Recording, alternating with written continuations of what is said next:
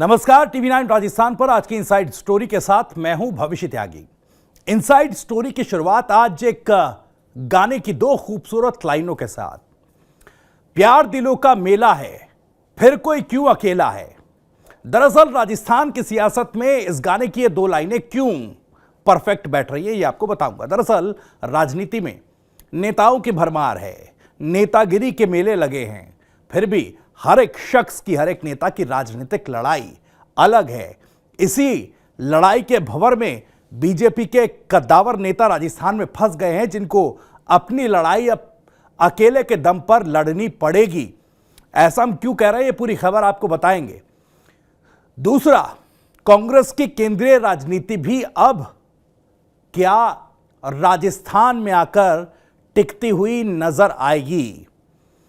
ये दो सवाल हैं जो राजस्थान की राजनीति में पूछे जा रहे हैं और इन सवालों के पीछे की वजह क्या है, चलिए ये भी आपको बताते हैं। सबसे पहली बात, बीजेपी के वो कौन से नेता हैं जो वसुंधरा राजे के बाद अब अपनी ही पार्टी में नप सकते हैं, इस तरह की बातें की जाने लगी हैं। आपको याद होगा 2018 के जब विधानसभा चुनाव थे, उस वक्त वसुंधरा राजे को लेकर, वसुंधरा राजे तत्कालीन मुख्यमंत्री थी और वसुंधरा राजे को लेकर यह नारे लगने लगे थे कि वसुंधरा, माफ कीजिएगा, मोदी तुझसे बैर नहीं, वसुंधरा तेरी खैर नहीं।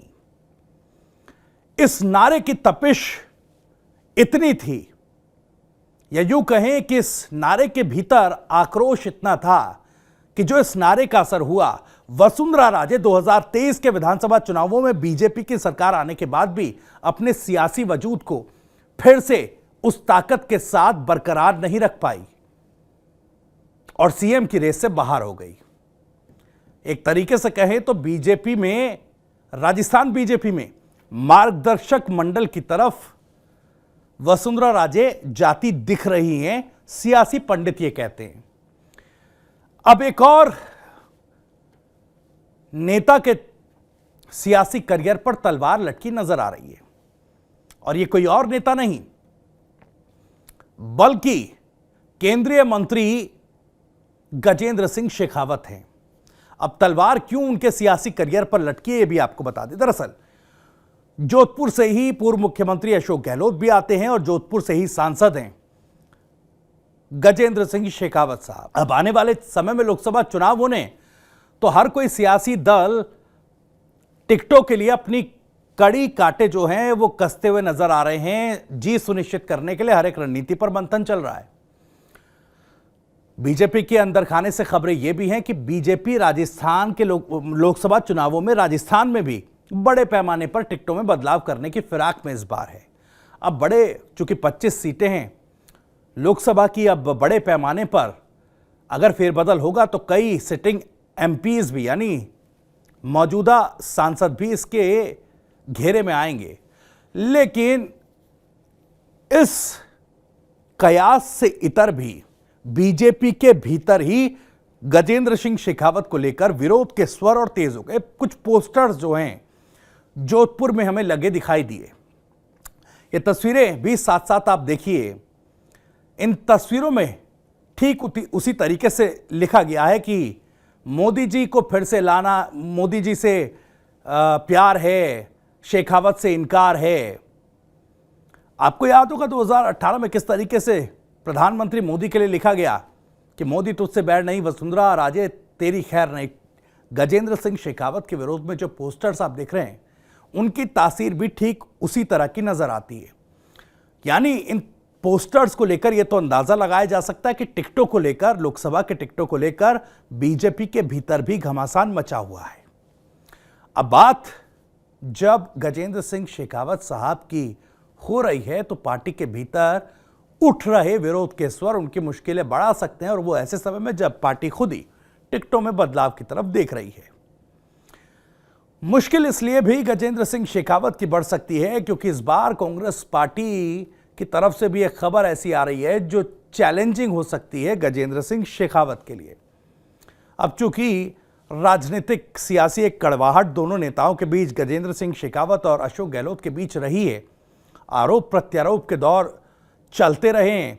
क्रेडिट कोऑपरेटिव सोसाइटी घोटाले मामले के आरोप कांग्रेस पार्टी पूर्व मुख्यमंत्री अशोक गहलोत गजेंद्र सिंह शेखावत पर लगाते रहे हैं।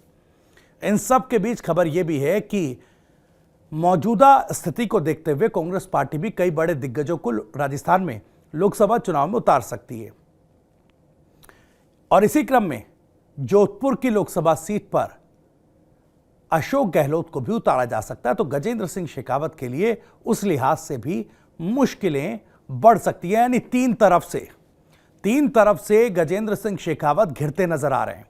पार्टी के भीतर अंदरूनी टिकटों में जो फेरबदल को लेकर मंथन चल रहा है, दूसरा जिस तरह के पोस्टर्स गजेंद्र सिंह शेखावत के विरोध में लगने शुरू हो गए हैं, और तीसरा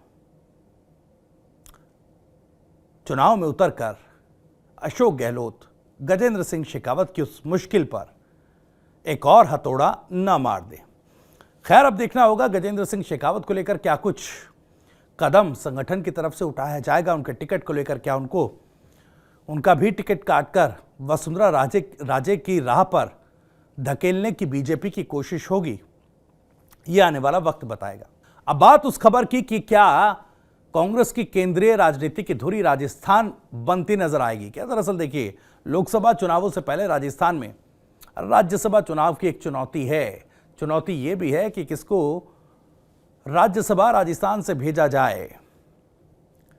हालांकि जल्द ही कहा जा रहा है कि लगभग 24 घंटे के भीतर जो है प्रत्याशी, क्योंकि 3 राज्यसभा की सीटों पर चुनाव होना है, जिसमें आंकड़ों के लिहाज से बीजेपी के खाते में 2 और कांग्रेस के खाते में 1 सीट आ रही है।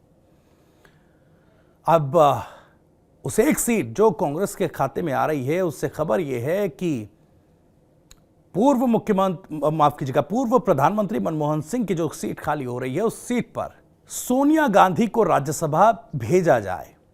इसको लेकर प्रस्ताव भी पार्टी को भेजा गया है। प्रदेश स्तर से प्रस्ताव एक भेजा गया। गोविंद सिंह डोटासरा जो प्रदेश अध्यक्ष कांग्रेस के हैं और नेता प्रतिपक्ष टीकाराम जूली ने तमाम नेताओं से राज्य स्तर पर बातचीत करके केंद्रीय नेतृत्व जो आलाकमान है उसको प्रस्ताव भेजा है। हालांकि इस तरह का एक प्रस्ताव मध्य प्रदेश से भी आया है, लेकिन आपको याद होगा राजस्थान में 25 की 25 लोकसभा सीटों पर पिछले 2 लोकसभा चुनाव में क्लीन स्वीप जो है बीजेपी कर चुकी है।